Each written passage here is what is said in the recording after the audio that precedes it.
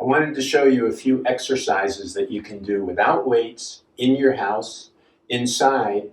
I know, I've already said that I like exercising outside, but sometimes it's raining, the weather's too hot or it's too cold, so you can always do this inside. You may not have enough space outside to exercise, but inside you have space.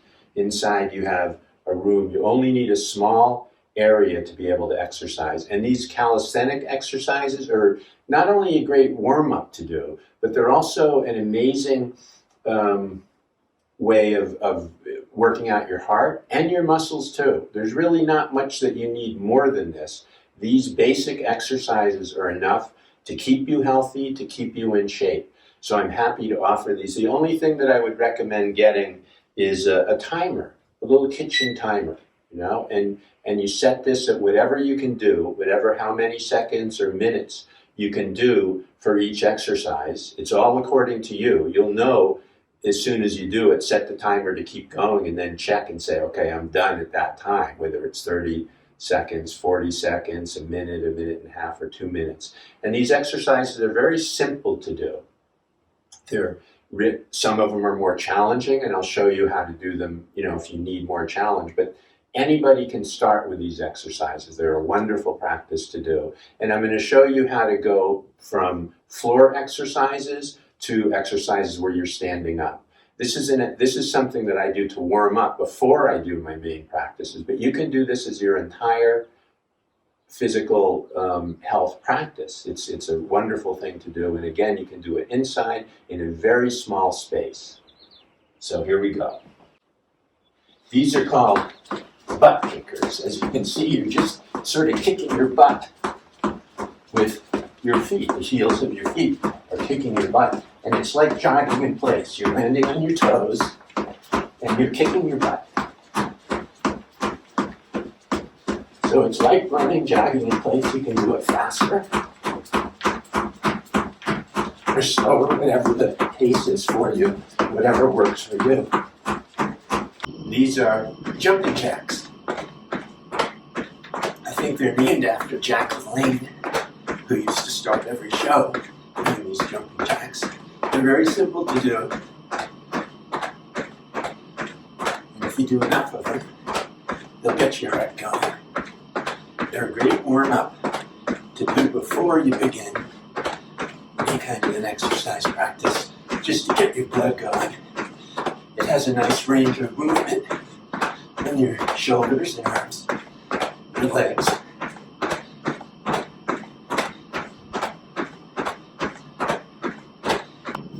And this, rather than the butt kicking that I showed before, this is, you do the opposite and lift your knees up. So you're going in the opposite direction.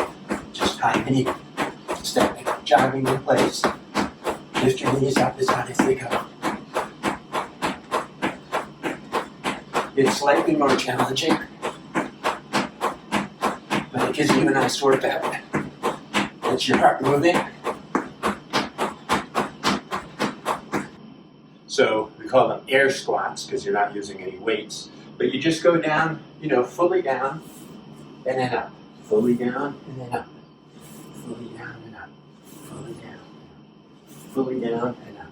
When you're down, it's like you're sitting down and then up. Up, hips thrust forward. The full range of motion.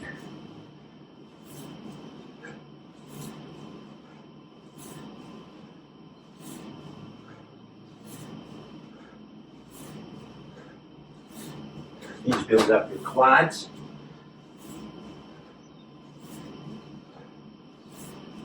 So you're training your muscles as well as your heart and lungs. Now, if the air squats are not enough, you can get a little bit more of a challenge with the jump squat, which is you start off in the position like before, all the way down, but instead of just coming up to standing position, you jump up.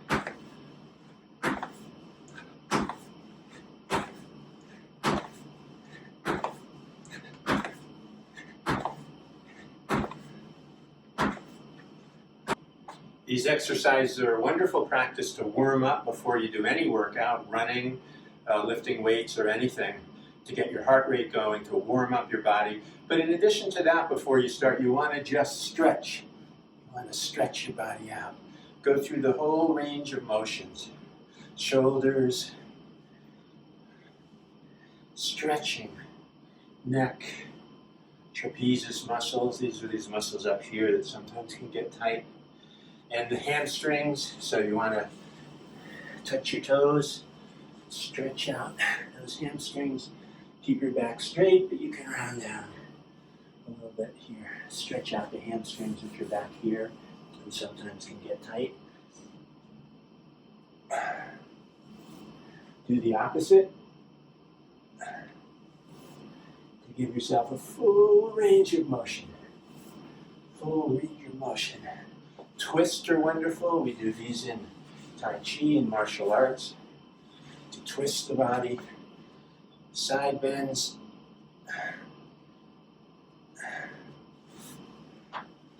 Bring the legs up. Get some extension there. Get some stretching here.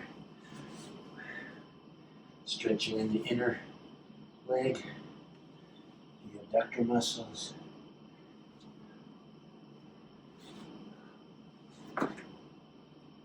Just whatever feels good. You know what muscles are tight.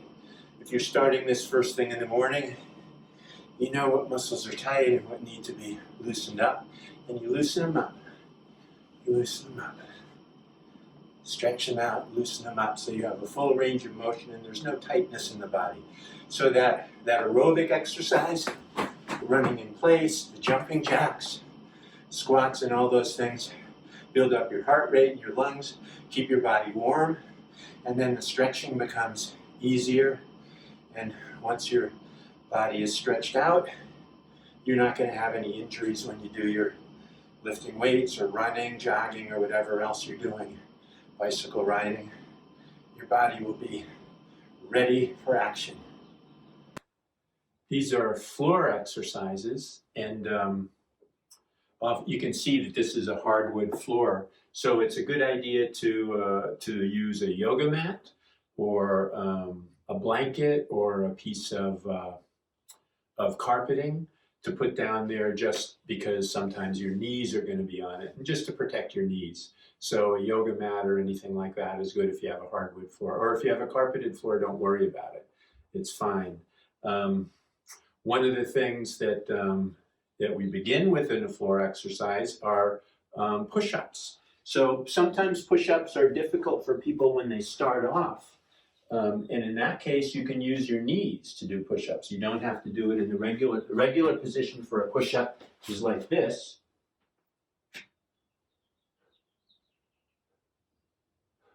But if that's hard for you, you can start with your knees and it'll make it a lot easier.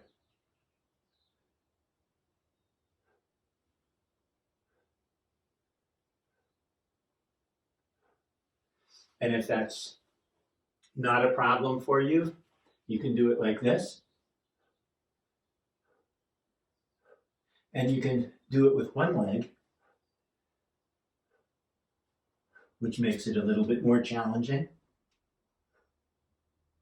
A few more push-up exercises, because these are so good for the chest muscles and the triceps and the shoulders, and even the upper back. Push-ups are an amazingly effective exercise, and if you do them quickly, they're a great high-intensity interval practice as well. So again, the push-up is, you can use your knees, and if you don't need to, you come down, up, down, up, down, up, down, up. And you can come down and then move from side to side to get a little more of a workout. T's are, you go down as a push-up, then you come up and make a T.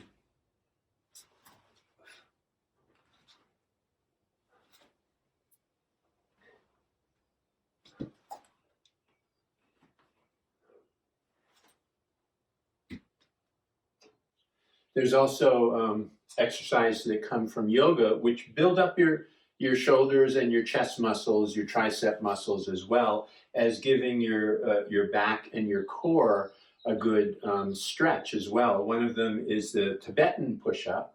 I guess this is how they do push-ups in Tibet, but it's kind of like going from a downward dog to an upward dog, if you know yoga. Looks like this. So regular push-up, like that. And in this case, we go down into a downward dog, and then we slowly come back here into upward dog. And then we go back the other way. So it's when you're pushing back the other way, it's really good for your shoulders. Swoop down. And then as we come back, this is actually a good shoulder exercise too, to do this. Many different types of things that you can do with push-ups.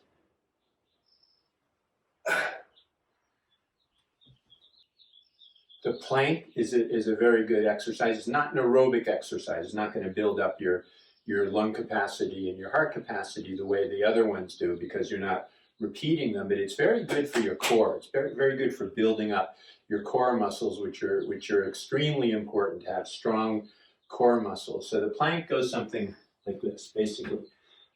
You have your elbows out, making sort of a triangle form, and then you put your feet out like this, and you hold that position. You hold that position so that your head to your heels creates a straight line. You want that to be a straight line from the top of your head down to your heels. And then you just hold this position, and it's building up all your core muscles, back and stomach both, creating a tension there. You just have to hold this. Now, there are other things that you can do with it. You can do this. You're keeping your core straight, but you're holding it here and moving it. And the other way is a type of plank push-up, which is you simply come up to the push-up position and you go back down again.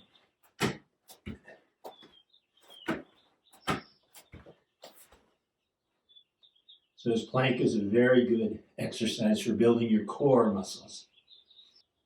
Crunches are very important also for building up your core. Crunches, you may have heard of this before. They're not a complicated exercise to do, but you need to build up that core muscle to, have a strong core so you don't have injuries in your back and things like that. So crunches, make your legs up, and then what I'm doing is when I'm not pushing my neck up, my hands here are just really resting behind my ears. That's all. And this is a crunch. Breathe out.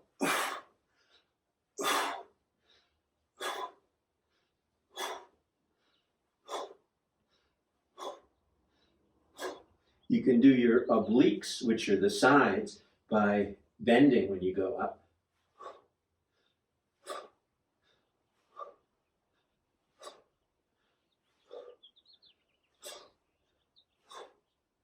So this is crunches.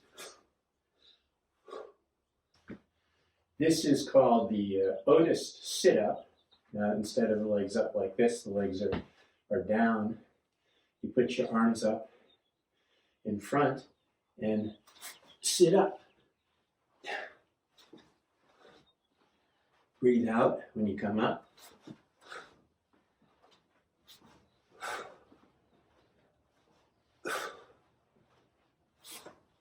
I have no idea who Otis is, but that's what it's called. This is what we call a reverse crunch. Crunches, you saw doing this. In reverse crunch, we go the opposite way. We put our legs up like this. So hands can go to the side or underneath your buttocks like this. You're going to get a little bit of work on your shoulders because you're actually going into sort of a shoulder stand. So reverse crunches go like this.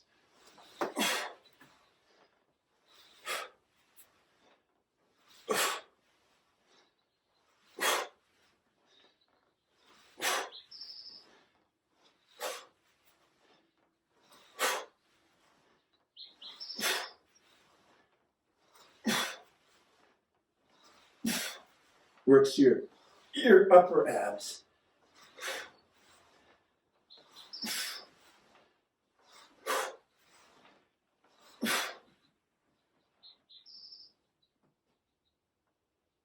And then, of course, holding your legs out like this is also a good workout for your abs. Now you can also work your back muscles, the core, your lower back muscles, and also a little bit of your upper back muscles with certain exercises. You've seen these in yoga classes as well. So as well as working the abs in the front, you also work the back, and you do it kind of the opposite way, right?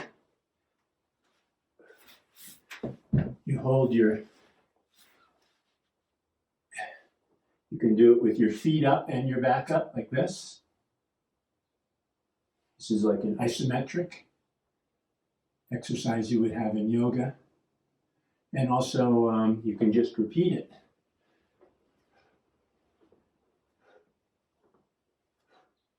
There's an exercise called the Superman, where your arms are extended out. I have some things in the way, but like this. So your legs are up and your hands are up, going straight out. And you hold sort of like the plank in reverse.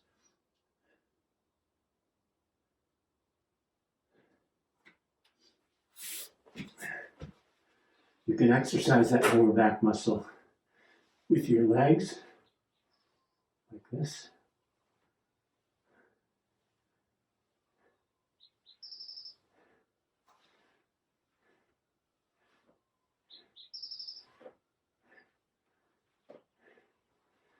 And both legs up, like this. I think they call this the lotus.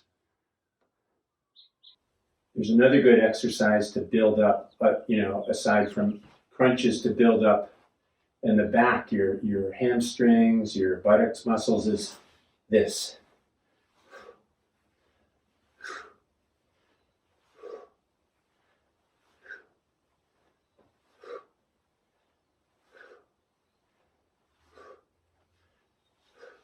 You can feel that back here, your hamstrings and your buttocks. You're thrusting forward, up, like that. And this is building up. You've seen this in yoga practice too. It's something that you hold in this position, which is an isometric exercise. Holding it in that position is good for stretching and good for isometrics, but in this case, we're repeating it and we're using it like this. You can also do it with one leg at a time.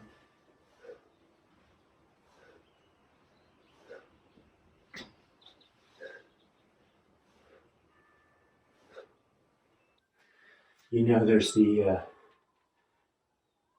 cat-cow tilt, pelvic tilt.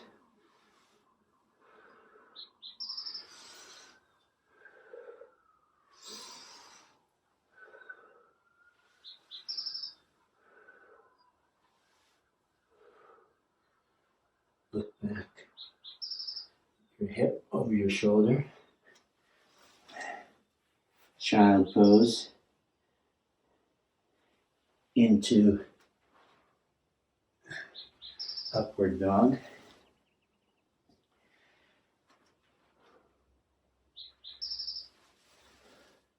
This is more what you do after your aerobic workout, just to stretch the muscles, relax and calm down.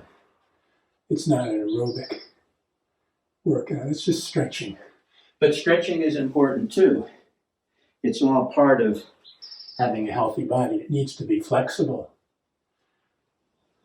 Okay, that should be enough to get you started. The exercises are fairly simple. Some of them are easier than others. And if you're new to exercising, do the easy ones first. And the ones that come, how will you know which are the easy ones? You'll try it and you'll see. You'll do the exercise and you'll say, okay, I can do that. And in terms of setting your timer, you want to do the exercise up until the time that you feel you can't do any more. And that's your timer. When you see how long that is, set your timer at that. That's your maximum ability to do the exercise without stopping at any one time. In terms of your rest in between, you'll also feel that.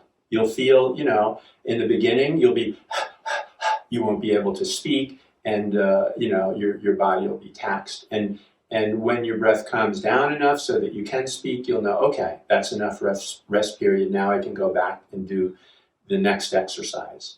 And it's a wonderful thing to do. You'll find that you get better, and that your time, the time that you can do the exercise, will increase naturally over time. Don't push it. Just feel what your body wants to do. It's very important to feel what your body wants to do. Of course, in the beginning, it may say, I don't want to do anything, right? Because you're not used to exercising, and so your body resists. But as soon as you start doing it, your body will accommodate and will open to that, and then you'll start your training, and your practice will begin, and you'll start getting healthier and healthier, and your body will very much thank you for it, even if it's reluctant to do it in the beginning.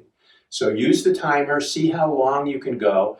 Take as long as you need in between each exercise to rest. Eventually, you won't need much. When you're really doing something that's a high intensity interval training, you really only rest for 10 seconds in between. And sometimes you do like 3 or 4 exercises without any rest at all. You just go from one to the other.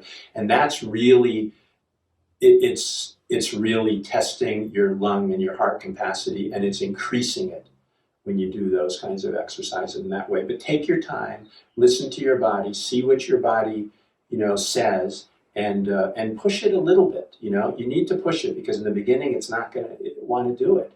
You know, even if you've been exercising a lot and for some reason you have an injury or something, you have to stop for a while, it's hard to get back into it again. You know, I mean, you've experienced that. It's hard to get back into it. So you have to push it enough, but not too much.